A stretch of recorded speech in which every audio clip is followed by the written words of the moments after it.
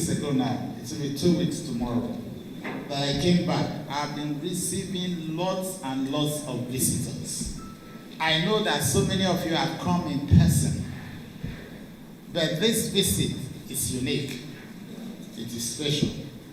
I've received people from all walks of life. I've had calls from leaders across this country. I have received very key groups in this state, including the UPU.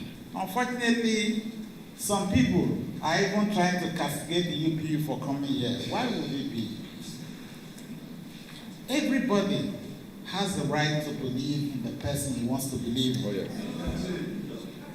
So if they came there on their own free will, why should people speak evil about them? It ought not to be. But that shows you that there are some people who are behind trying to do all manner of funny things to cause to believe what is not real.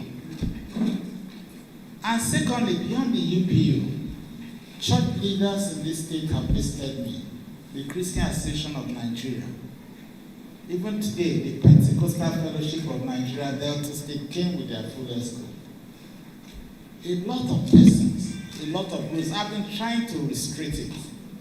The President Generals of all communities in this Delta North were with me yesterday. And so many people have come. But the political family that I belong to is very important to me. The Traditional Rulers Council in this state have been led here by the Roger Fokwe, who is the chairman of the Traditional Rulers Council. I appreciate all these visits, and I thank all of them. But there is a family, because I'm a politician. And what you have done today has given me peace.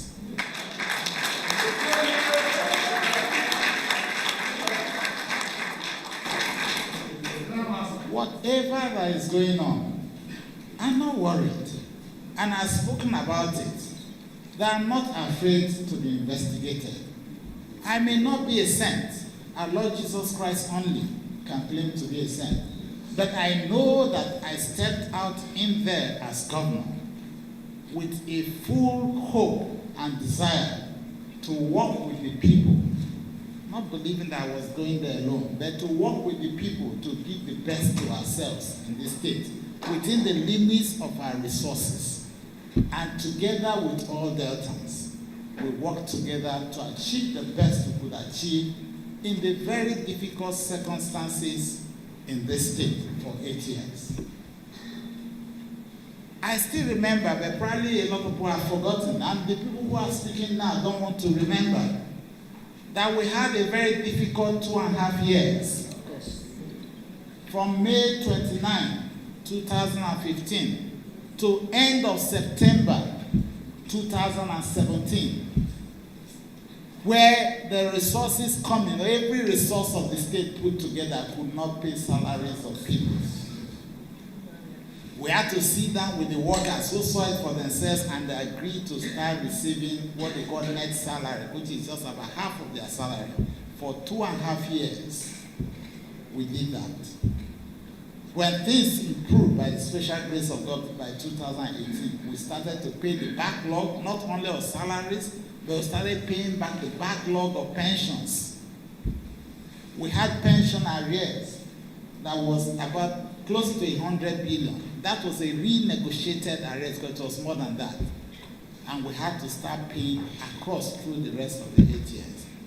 So when we first saw the flash on the news, because when I was invited to the LCC, first I was just trying to put up a statement, they put the flash on the Okowa as a thing. I knew it was political. I had known that it was political before I even came back. Because while I was overseas on holidays, they had already said out, one small boy they call Fejiro that is paid to do all these dirty things, had already written and published that I have been detained for 3 days. Meanwhile, I was overseas, I had not even been invited by EFCC. But they were planning the groundwork for a media trial. I'm not afraid of the media trial because the truth will come out. Neither am I afraid of the investigation because I know that we did the best we could.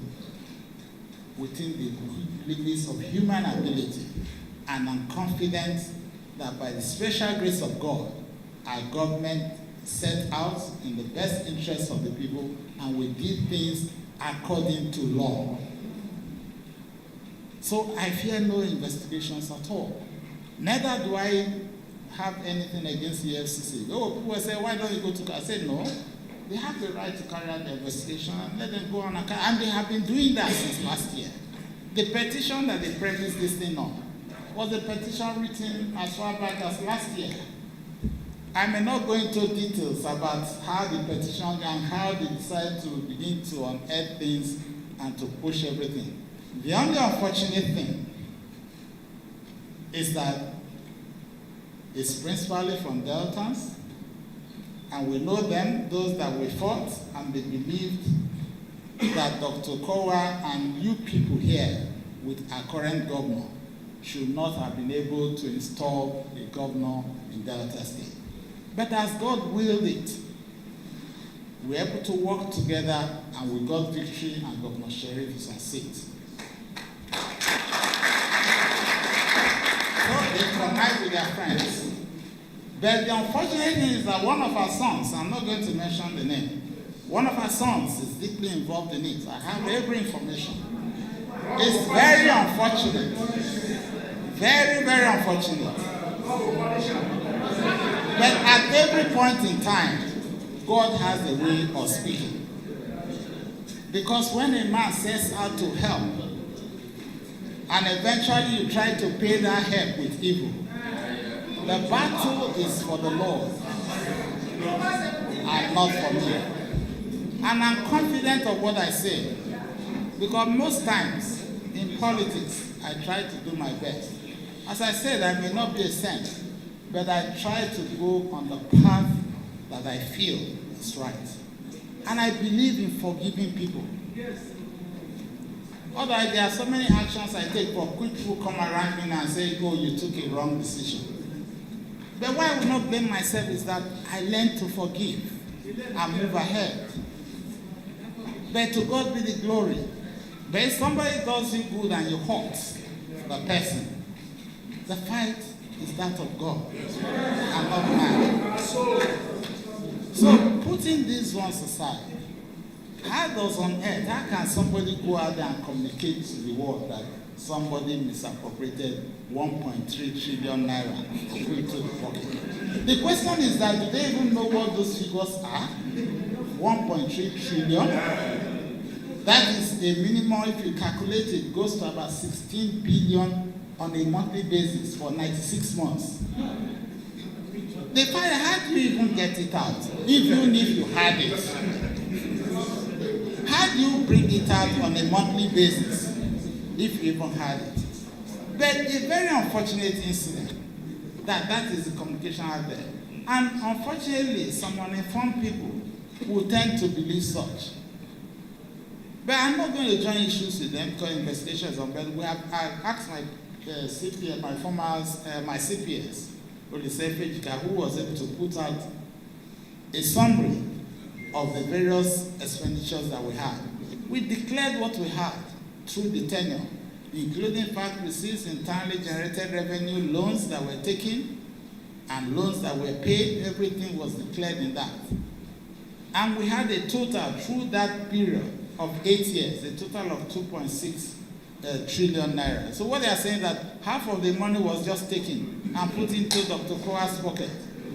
How is it possible in a governance system?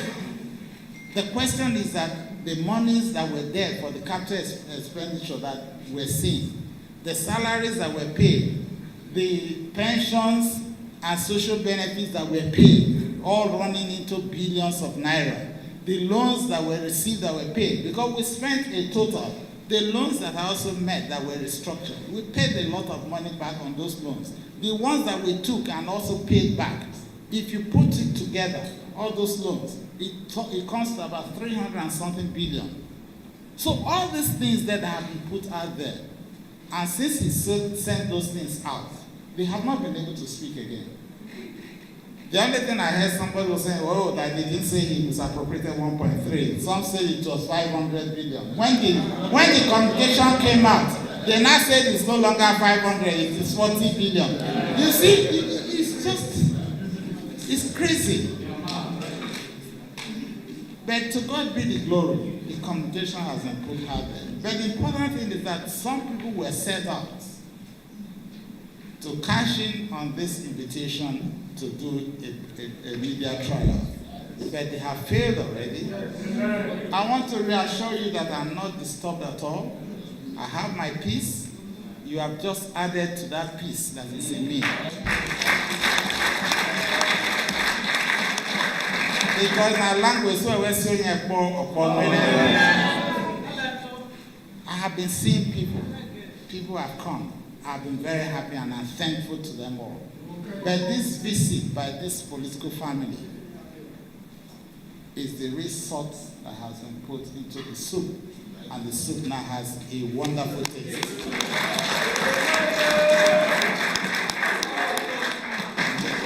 They've accused me of many things, and it's very unfortunate that those things are things that are easily verifiable. And they have come in on their investigation, and I've asked them to investigate everything. This estate, thank God I own a building here. I don't deny my building is there in my code of conduct, Bureau from Declaration, but they say I own the whole of Liberty Estate. But when they came in, the first thing that struck them was that every building in Liberty Estate has a different design. So obviously it couldn't have been an estate owned by one person. And they went around to ask. And they saw that the buildings belong to different people. It is very unfortunate. Even mommy here, mommy Kachiko is here. The son's estate in Abuja, they say it belongs to Okowa. And I'm aware that that estate, that particular land and the building started even before I got into the Senate of the Federal Republic of Nigeria. Premium Trust Bank, they say I own Premium Trust Bank. All kinds of accusations, terrible thing. And even to the extent that I own 2 hotels in Asaba here. I don't even know the names of the hotel. When they called the names of the hotel, I was struggling. I think Charles Adiago did a good job at trying to say that. Because I don't throughout my time as governor, when I close, I don't go around. So I don't know the names of hotels in the town because I didn't have any need to sleep in any hotel. People know me around. So when they call the names for me, I don't know. One of them, I think they kept on repeating it. So it's Barrister Odom who was with me yesterday that told me it is this hotel. I said, I don't even know where it is. Neither did I know the name. So it's all funny. So it's very unfortunate that we are where we are, where petitions can just be scribbled and written anywhere. But we have also asked them that as we investigate, also call these people to come and defend what they have written. So that if they are found wanting, EFCC should also charge them to court for giving the wrong information. Because apparently they are not going to give you a full disclosure of the names. So we just hope that they invite them to come and do the defense. But I want to thank you for this show of love. It's beyond just a solidarity visit. I take it personal because it is a family issue. When the chairman there turned up, and the state deputy chairman told me they were coming with anonymous, and I thought it was just going to be a delegation of a few people. So I thought I would just receive them in the house. But when Raymond told me, the number of people coming, now wow. And I came in here and I saw all our leaders, even those who are not at home, who have traveled down to be at this very meeting. You have, I won't say you surprised me because you have always supported my cause. But I must truly let you know that what you have done has touched my heart very deeply and for good. And may God bless you. May God honor each and every one of you. And may God open up the doors for each and every one of you in the name of Jesus. May God continue to guide our path and light up our path, that we'll be able to move into the future collectively as one, and to keep Delta State united and strong and prosperous. But very importantly, to keep the Delta North people together in strength, united, and ready to keep the flag of our people flying. May God truly bless you for all that you have done in the past and for that which you have done today. On behalf of my family, I want to thank you all. Here today, as I said, we have all members of the House of Assembly, all council chairmen, all party chairmen, all the commissioners, and our great leaders, very importantly. We thank God for